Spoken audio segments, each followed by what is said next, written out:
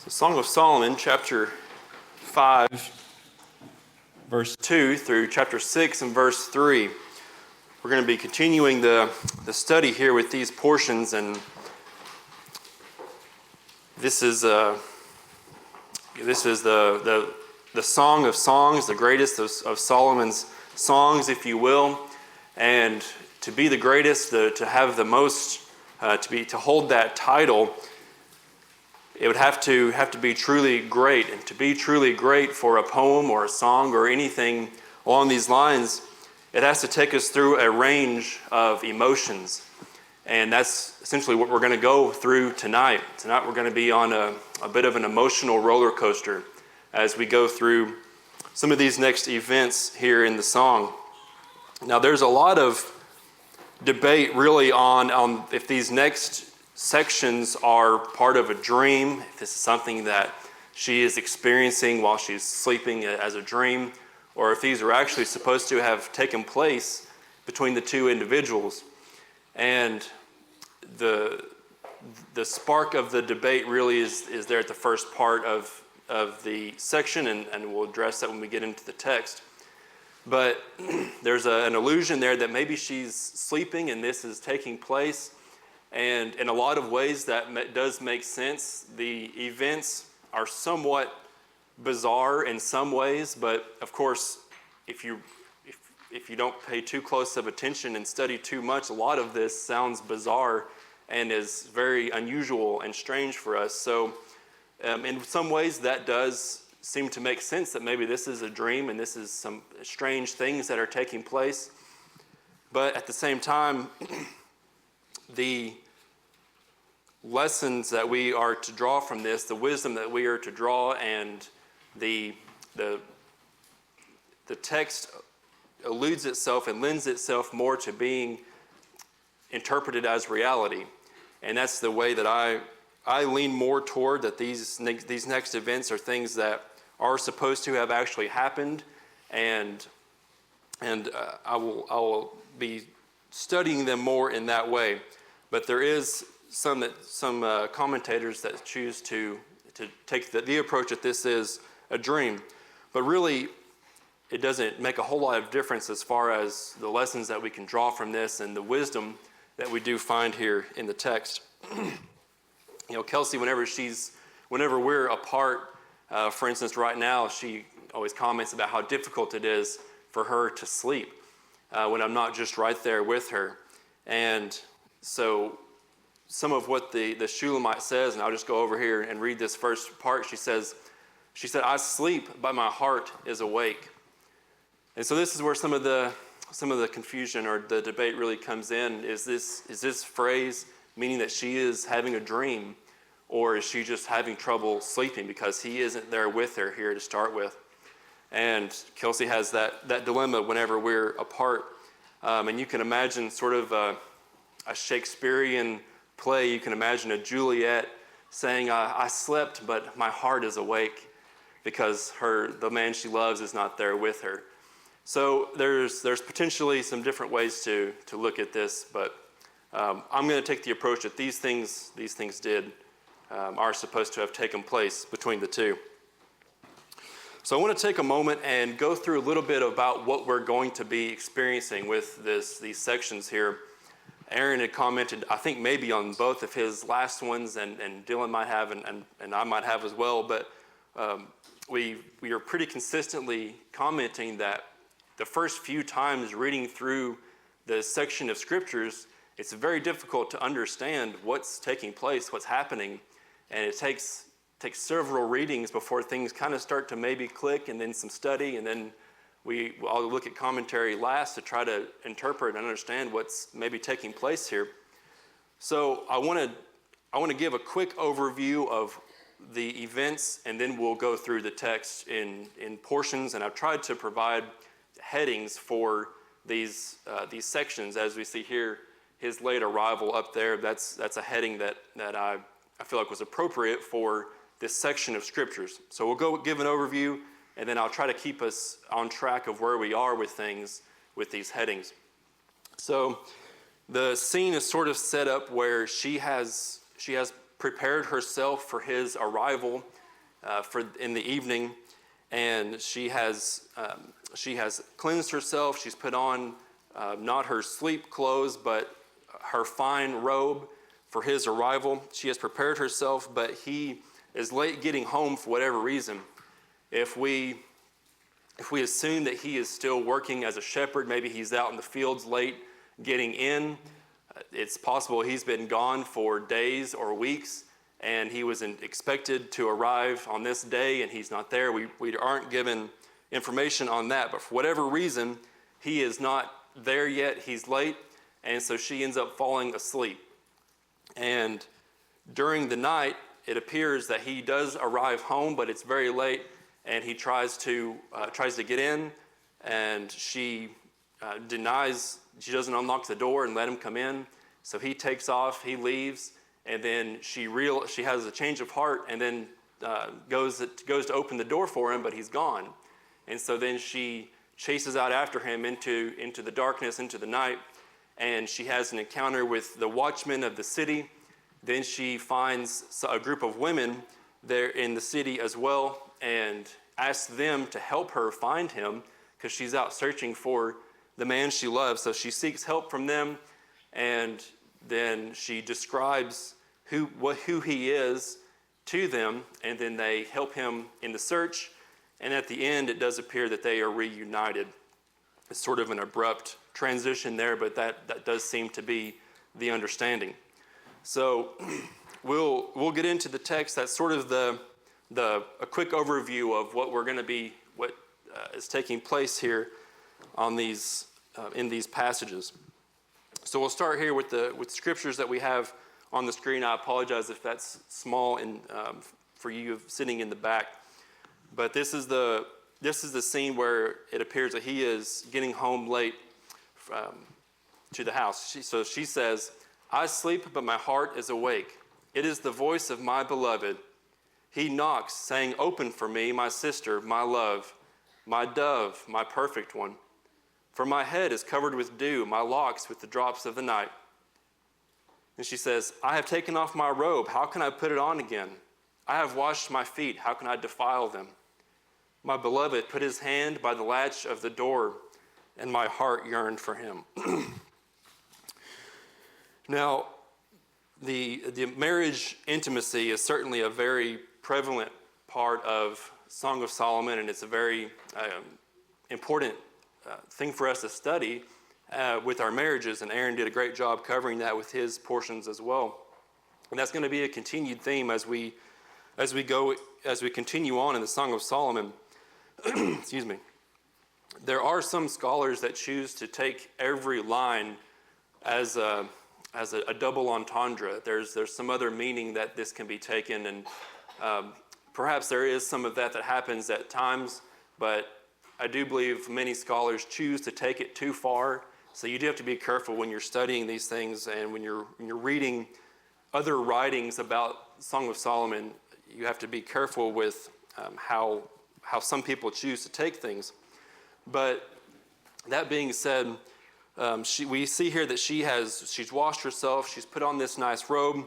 We're going to see later on in these passages a mention of myrrh, which is just a very good smelling oil. So a perfumed oil that she has put on. She's done herself up for his arrival. So she, whenever he does not arrive home, and the evening is getting very late, she takes off the fine robe, and presumably she puts on her sleep clothes and just goes to bed. Well, finally, in the middle of the night, we see that she hears his voice. He knocks on the door and he speaks to her. And initially, it seems like she gets excited. She said, "It's the voice of my beloved." And then she sort of maybe seems to remember that it's very late and he was supposed to be home, and he caused her some inconvenience in that evening. And those kind of thoughts come back to her, and then it seems that she's a bit annoyed. She kind of responds to him and says, "Am I supposed to get myself all done up again? My feet are clean. Am I going to just walk across the dirty floor to unlock the door for you?" And so she sort of sort of lashes out at him a little bit for the inconvenience that he's caused her. And so he appears to either just give up with his attempts to get in, or he gets frustrated. We don't know, but for whatever reason, it appears that he left. But before he does, or as he does, she has a change of heart. She is going to change her mind and decide to go ahead and unlock the door for him. So she says, I arose to open for my beloved, and my hands dripped with myrrh, my fingers with liquid myrrh. On the handles of the lock I opened for my beloved, but my beloved had turned away and was gone. So she has delayed a bit too long. It does appear that she maybe had tried to quickly prepare herself back. It says her hands still have myrrh on them for where she perfumed herself, and then is trying to unlock the door, and she has this myrrh dripping off as she's trying to quickly get to the door and open it up for him. But as she opens the door, to her dismay, she discovers that he's gone. He has left, and she's just staring out into the darkness of the night.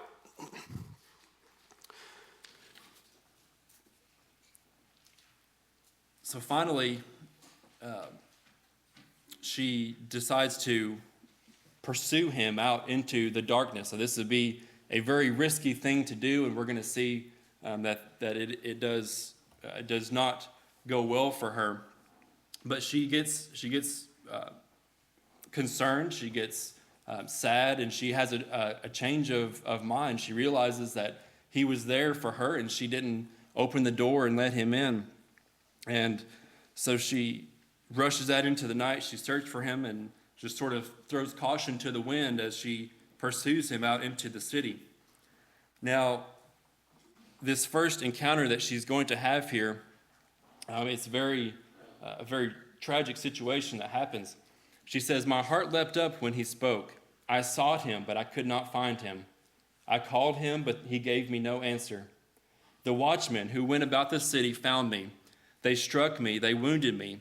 The keepers of the walls took my veil away from me.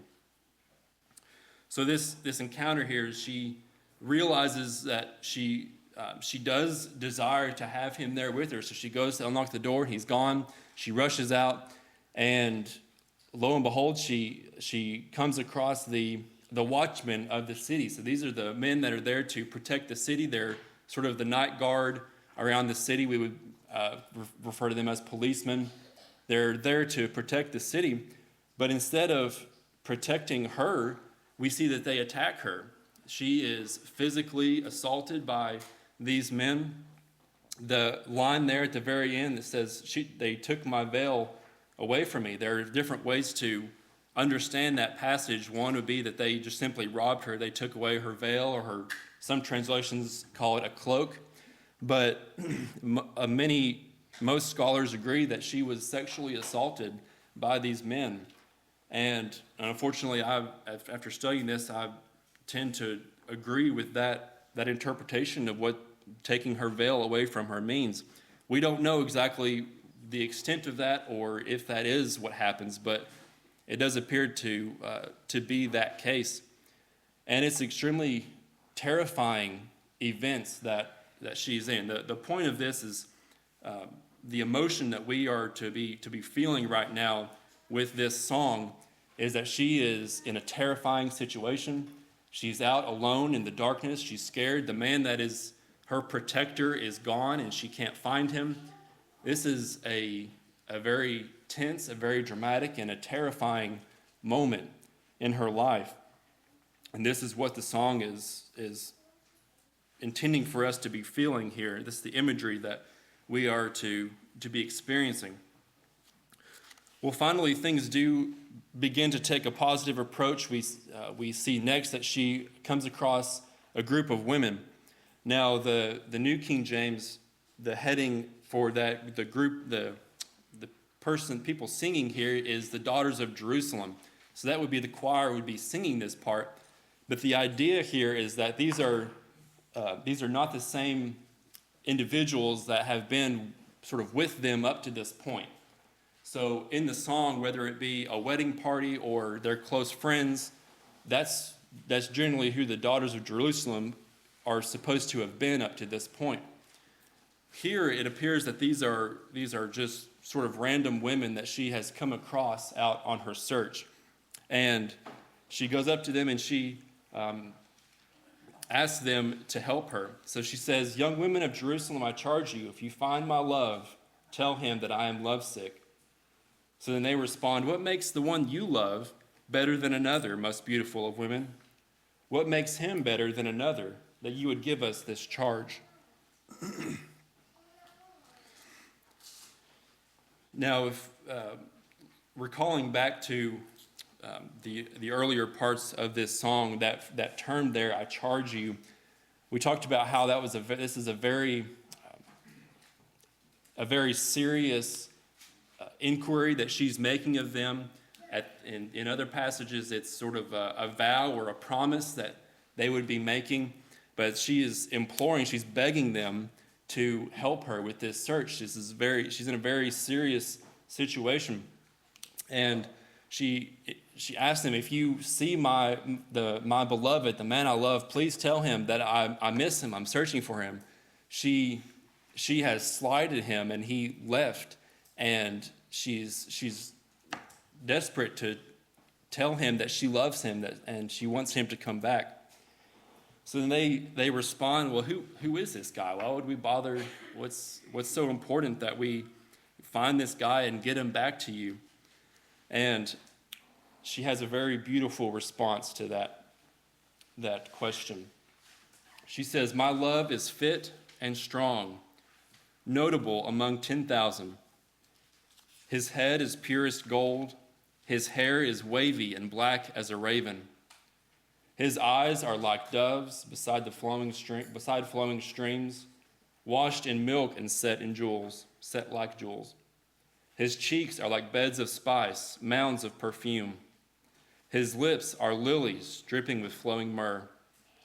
His arms are rods of gold set with beryl, which is a rare mineral. His body is an ivory panel covered with lapis lazuli, which again is a rare gemstone. His legs are alabaster pillars set on pedestals of pure gold. His presence is like Lebanon, as majestic as the cedars. His mouth is sweetness," and this is my favorite line, "he is absolutely desirable. This is my love, and this is my friend, young women of Jerusalem." This is a pretty amazing description of the love of her life. I can imagine how he would feel if he could hear this description of himself from this woman that he loves as well. And he does hear this. We see from the passages we've been studying, and as we're going to be studying, he does hear this. She does tell him these things. They share with each other how they feel about each other, and they're uplifting, and it's a very beautiful communication that they have here. And they're, as Christians, as Christian spouses, this is in my opinion, one of the most important lessons that we can and should be learning from these two individuals, how they treat each other as a married couple. I haven't, and isn't anyone here, in the past, I've seen Christian women just completely tear down and be rude and hateful and completely disrespectful to their husbands. And it is very tragic to see wives treating their husbands this way, and husbands also treating their wives in this way. And this certainly can take minor forms as well. It doesn't have to be the extreme situation that we might imagine. But that is not the biblical example, the biblical pattern that God has for us as Christian families. And you might think, well, my husband is not absolutely desirable. And he isn't. And this man was not absolutely desirable, but he was to her. And this is the way she chose to view him, and this is the way she chose to speak to him and speak about him to other people. And while we're seeing now they're not in the honeymoon stage of their relationship anymore. They're having problems and they're having to work through these situations, but they're doing it with love, and they're doing it together, and they're going to be growing stronger through this. And as Christians, we need to be careful that we don't allow our communication to each other to be rude and to be hateful and to be disrespectful. Ephesians chapter 5 gives us several scriptures that we turn to often when we talk about our Christian marriages. Verse 25 is a passage there for husbands that says to love your wives as Christ loved the church and gave himself up for her. Also in Ephesians 5, to the wives, we see submit yourselves to your husbands as you do to the Lord. For the husband is the head of the wife, as Christ is the head of the church, his body, of which he is the Savior. Marriage is a divine institution. This isn't something that we have chosen to do as people, and it's okay to do according to God, and we've set this up, and we're trying to figure it out as we go. Marriage is something that was designed by God, and it was designed in a specific way, and we need to handle this in a very specific way. The Song of Solomon gives us wisdom, how we can treat our spouses, and the New Testament gives us specific instructions of how we are to treat our spouses. And these two people are exemplary of how we can communicate with love toward our spouse. Now, obviously, this is a love song. This is a poem. This is maybe sort of an extreme example of how we can treat each other. It would be great, but I don't expect Kelsey to list out all of these types of things about me. But complimenting each other and seeking out positive things that we can say about each other really goes a long way, and it can help grow and strengthen our marriage. And that's one of the things that this book is all about, is helping our marriages grow and be stronger. So next we're going to see the response from the women that she has come across. So she found these women. They ask who she's looking for, and she gives them this wonderful description. So of course they're gonna want to help her find this wonderful man. They say, "Where has your love gone, most beautiful of women? Which way has he turned? We will seek him with you." So the women have heard this great description, and they're ready to jump on board and help her find this wonderful man, the love of her life. Finally, in our next section, we're going to see a bit more of really what Aaron's been studying with the past couple of sections before this one. And I will, as he put it, I'll leave the interpretation up to your sanctified imagination, I believe is the way he put that. I like that description. She says, "My love has gone down to his garden, to beds of spice, to feed in the gardens and gather lilies. I am my love's, and my love is mine. He feeds among the lilies." Now, we don't know where or how she has found him, or that the circumstances of their reconciliation.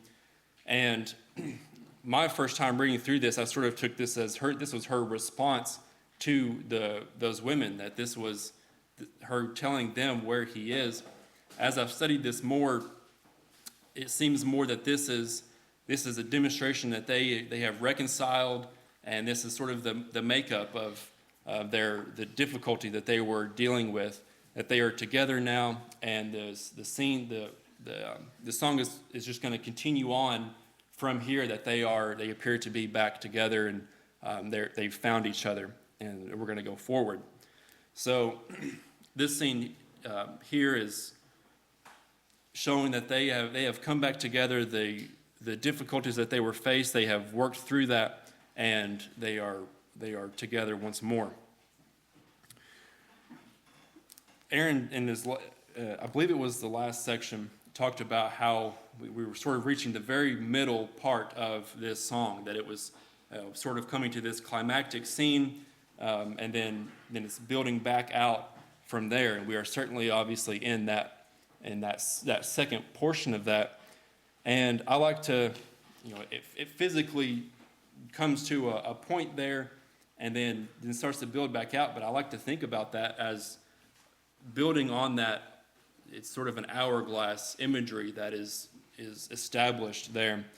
Whenever they are first in the initial parts of their relationship, there's just this abundance of love. Everything is wonderful, it's bliss, and it's just just an abundance of blissful love that they are experiencing. Then they have this scene, and it doesn't necessarily diminish or come to a point, but it's this climactic moment and scene in the song. And then from there on, we're sort of building their relationship out more fully. And that's where we are beginning to see, and I think we should think about our marriages in that way as well. As our marriages grow and develop, what should be happening is we should be getting stronger, and our marriages should be getting better, and love should be growing wider and wider and better with time. And that only happens if we grow together. And this scene could have been the first of many problems in their marriage, and we've all experienced maybe with our own marriages or with other people where situations start to just sort of snowball into more and more problems, and the initial problems never get dealt with, and then things just get worse and worse, and the marriage doesn't grow. Instead, it diminishes, it dwindles. It's an upside down pyramid, and it's just getting smaller and smaller, and they never get to experience the deepening love that this couple is going to be experiencing, and that God's design for marriage experiences. Whenever, years ago, Kelsey and I, we lost a baby, and during pregnancy, we were about halfway along, and it was obviously a very difficult and very stressful time for our marriage. And we chose at that time to go and meet with a counselor and just have some sessions and talk through things. And it was not my idea, I'll just say that. But I went along. Kelsey wanted to make sure that we were sort of dealing with this situation as best we could, and to come out on the other side stronger. We had some friends that had some difficulties, and it drove a wedge in their marriage, and it took them a long time to get through those things. So we had witnessed that, and we wanted to avoid that and get ahead of that. So we sat down, and one of the things that he talked about was of course, we talk about this a lot with the marriage ceremony, about a threefold cord is not quickly broken, where the idea is God is the third cord, and if you braid a cord, make a rope, it's much stronger. There's of course a lot of fishermen here. If you use braided line, it's much stronger than just a regular a monofilament. If you take 3 monofilament and put it together on a line, it's not as strong as if you braid that together or you use a braided line. It's a much stronger fishing line. It's a much stronger cord. And so that was the idea. And if he, of course, talked about that with us, and that really sunk in at the time, that we can choose to let our difficulties strengthen us. We can work together and grow together and be a stronger cord, or we can let our situations, our problems fester and not deal with them, and it will drive us farther and farther apart. if we look to other people or we look to ourselves for growth and resolution in difficulty, then we're not going to grow together. We must rely on each other and use each other's strengths to help us in our marriages. And one final idea on this is we talk about often that, or we use the phrase marriage takes work.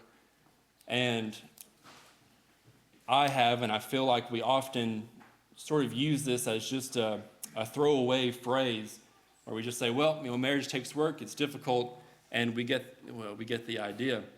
But we don't really act on that phrase. We say marriage takes work, but we don't actually do the work. I love to go out and work all day. I can go out and build something. I enjoy doing that work. But to sit down and talk with Kelsey about emotions or communicate about how something is making us feel or we're dealing with something, that is work, and that is tough to do. I struggle with that. But that is the work of a marriage. That is what makes our marriages stronger. And this couple has worked through this.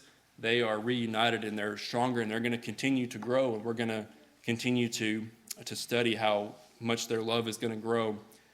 And keeping with sort of the overall theme of this, they're getting past that sort of honeymoon stage where things are blissful, and they're getting into the reality of marriage as it goes on. It's difficult and it takes work, and they're experiencing that. So that's where we are with the study. That'll conclude my thoughts this evening.